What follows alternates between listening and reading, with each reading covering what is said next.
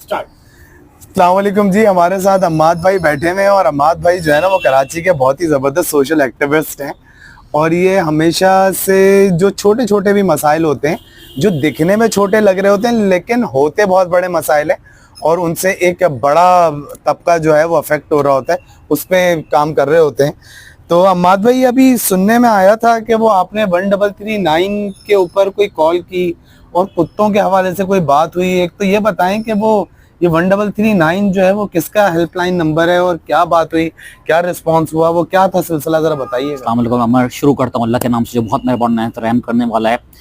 यार उमर, बड़ा interesting scene रहा। पीसीएचएस ब्लॉक 6 और सराउंडिंग्स हैं, ई मार्केट वगैरह, उन एरियाज़ के अंदर केम्स, ये कंप्लेन नंबर है 1339 केएमसी का। ओके, ठीक है। अब उन इलाकों में आवारा कुत्तों की बहुतात हो चुकी है और इतने हैं कि एक ही गली में 8-8, 10-10 कुत्ते। बुजुर्गों का निकलना मुश्किल हो गया है, बच्चों का निकलना मुश्किल हो गया है, पीछे पड़ जाते हैं। और तुम्हें पता है कराची में अब तक गजीदी के जो 10-12 हज़ार वाक़यात हो चुके हैं।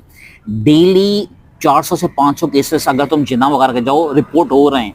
तो कराची के हवाले से मैं गया, मैंने कहा यार इतने ज़्यादा कुत्ते हैं, आई शुड कंप्लेन। मैं पहले गया, मैंने गूगल बाबा है हमारे, तो हमने सर्च किया कि कुत्तों नंबर आया 1093। मैंने कॉल की, ये डॉग्स के हवाले से हेल्पलाइन थी जो कराची वालों के लिए थी। 1093 पे कॉल की, ये नंबर मुंतका है, बंद है। मैं कहा यार ये बंद है, गुड। मैं कहा फिर कहाँ, कह रहे हैं आप केएमसी की कंप्लेन नंबर है 1339, उस पर कॉल करें। It's being 8 to 10 days back I just first dial 1339। साहब आए, बड़ी ही तमीज़ से, सर क्या प्रॉब्लम है आपके साथ।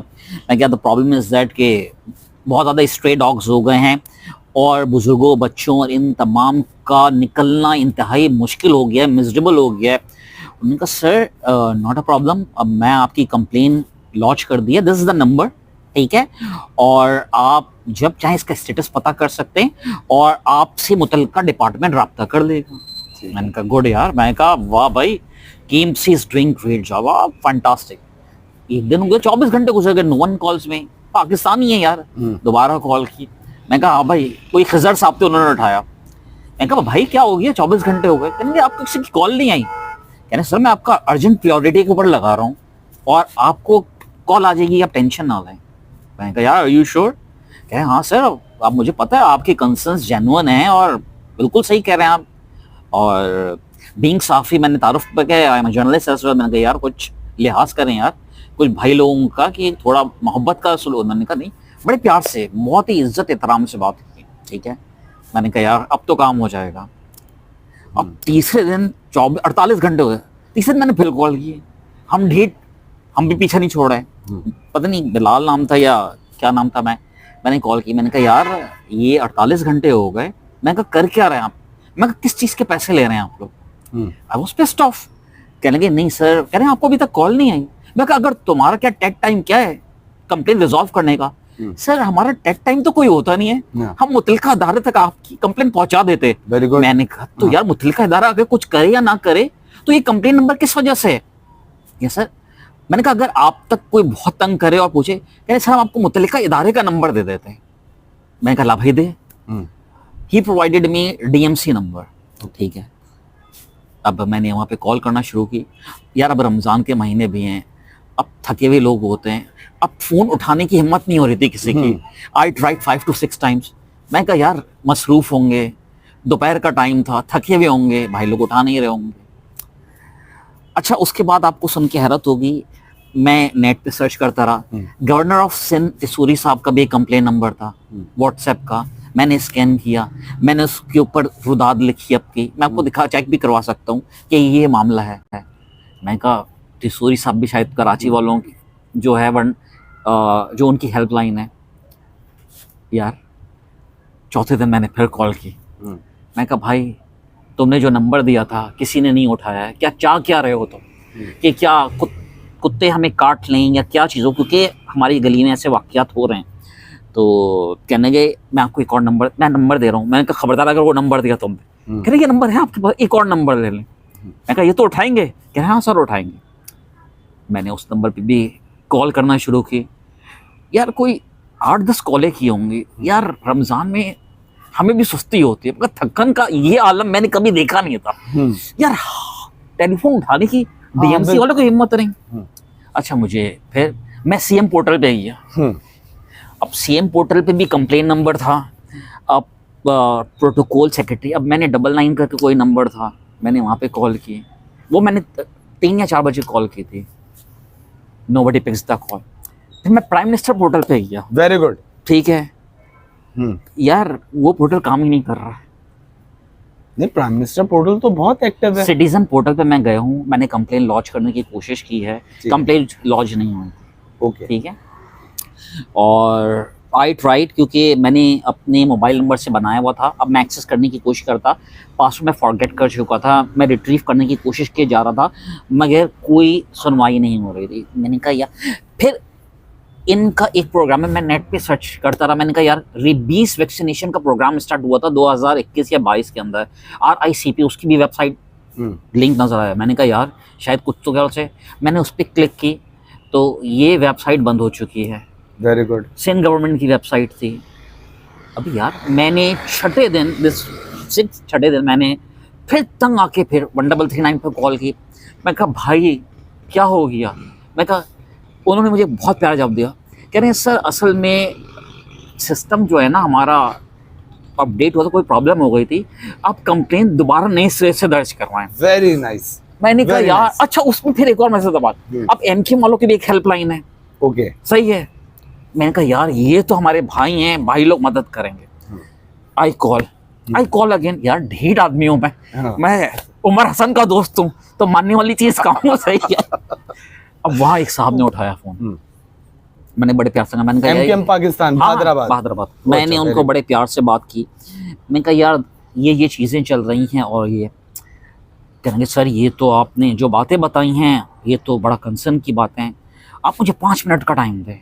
मैंने कहा ठीक है। 5 मिनट तक मैं वेट करता रहा। 5 मिनट बाद उन्होंने मुझे कहा सर मैं बड़ी माजरत के साथ जाता हूँ, हमारे सारे लिंक्स डाउन हैं, अभी मैं आपकी कंप्लेंट लॉन्च नहीं कर सकता। मैंने कहा नहीं। मैंने कहा तुम एक काम करो, तो मेरा नंबर ले लो, तो मुझे कॉल बैक कर लेना। कह रहे हम आपको कॉल बैक कर देता हूँ। 4 दिन हो गए उनकी कोई कॉल नहीं आई है मेरी। This is the dilemma of Karachi, कि हम कहीं कंप्लेन भी नहीं कर सकते यार। मैं एक बता दूं, मुर्तज़ा वहाब बहुत अच्छा काम कर रहा है। सही है। अगर लोग उसको, बहुत सारे लोग उसको क्रिटिसाइज भी कर रहे हैं, मगर उसको पता ही नहीं कि उसके नीचे जो लोग हैं उसको फेलियर करने के लिए क्या क्या कर रहे हैं। 1339 पे अगर कोई प्रॉब्लम होती है तो हु इज रिस्पॉन्सिबल? KMC। और KMC का रिस्पॉन्सिबल कौन है? Who is the face of KMC? Murtaza साहब। और मैं उस बंदे को बड़ा अडोर करता हूँ, एडमायर करता हूँ। लोग पसंद करें ना करें वो अलग बात है, मगर मेहनती शख्स हैं वो, लगे रहते हैं, नजर आता है, काम करते रहते हैं, मगर उनको चाहिए कि जो लोग उनको फेल करने की कोशिश कर रहे हैं उन पे तवज्जो दें। और ये कराची में जो कुत्तों का मसला है यार उमर, ये बहुत बड़ा मसला है। आप मुझे बताएं कि रेबीज की वैक्सीन JPMC वाले बहुत अच्छा काम कर रहे हैं, मगर अगर कोई बहुत दूर के इलाके में, तुम्हें पता है इस साल सिंध के, अभी तक सिंध के अंदर 3 लोगों का इंतकाल हो चुका है। और अभी मैं तो रिसर्च करता रहता हूँ, तो पता है कुत्ते के कांटे के ऊपर कुछ साल पहले सिंध के अंदर एक शहरी ने सिंध हुकूमत पे दावा किया था कि हरजाना के इन लोगों की नेगलिजेंस, कुत्ते ने मुझे काटा है, तो उसको अमाउंट भी पे किया गया था। 1339 पे अगर कोई प्रॉब्लम होती है तो हु इज रिस्पॉन्सिबल? KMC। और KMC का रिस्पॉन्सिबल कौन है? Who is the face of KMC? Murtaza साहब। और मैं उस बंदे को बड़ा अडोर करता हूँ, एडमायर करता हूँ। लोग पसंद करें ना करें वो अलग बात है, मगर मेहनती शख्स हैं वो, लगे रहते हैं, नजर आता है, काम करते रहते हैं, मगर उनको चाहिए कि जो लोग उनको फेल करने की कोशिश कर रहे हैं उन पे तवज्जो दें। और ये कराची में जो कुत्तों का मसला है यार उमर, ये बहुत बड़ा मसला है। आप मुझे बताएं कि रेबीज की वैक्सीन JPMC वाले बहुत अच्छा काम कर रहे हैं, मगर अगर कोई बहुत दूर के इलाके में, तुम्हें पता है इस साल सिंध के, अभी तक सिंध के अंदर 3 लोगों का इंतकाल हो चुका है। और अभी मैं तो रिसर्च करता रहता हूँ, तो पता है कुत्ते के कांटे के ऊपर कुछ साल पहले सिंध के अंदर एक शहरी ने सिंध हुकूमत पे दावा किया था कि हरजाना के इन लोगों की नेगलिजेंस, कुत्ते ने मुझे काटा है, तो उसको अमाउंट भी पे किया गया था। ठीक है। तो कराची वालों को अगर कुत्ते काट दें तो हमें हाई कोर्ट वगैरह से रुजू करना चाहिए, और जो हुकूमत है उसके ऊपर डालना चाहिए कि जब हम आपको मुसलसल कंप्लेन कर रहे हैं। और मुझे बताओ अगर ये सारे दरवाजे बंद हैं तो एक आम बंदा कहाँ जाए? हम तो इतनी ढीठ थे, हमने इतनी जगह ट्राई किया और उसके बावजूद भी कोई सुनवाई नहीं। तो मुझे बताओ कि अगर अब कुत्ता किसी बच्चे को काटे और तमाम चीज़, तो कौन रिस्पॉन्सिबल है? अगर जंगल भी होता है तो मैं समझता हूँ, कोई कहता है जंगल का कानून, तो वो भी कोई कानून तो होता है ना जंगल के अंदर भी। हाँ, मुझे ऐसा लगता है जैसे कराची जो है वो, यहाँ पर तो वो ये जंगल से भी कुछ बदतर जगह बन गई है कि जहाँ पर जो है वो किसी किस्म का कोई कानून ही नहीं है। खैर, ज़बरदस्त आपकी जो है वो दास्तान रही, ज़बरदस्त क्या, ये अफसोसनाक है, लेकिन इस आगाही को पहुँचाने का मकसद ये है कि खुदारा जो मुतल्लिका इदारे हैं उन तक ये वीडियो पहुँचा दें कि भाई लोगों के बच्चे मर रहे हैं, लोग मर रहे हैं और कुत्तों के काटने से मर रहे हैं, तो कराची वालों पर रहम करें। बहुत शुक्रिया। Thank you.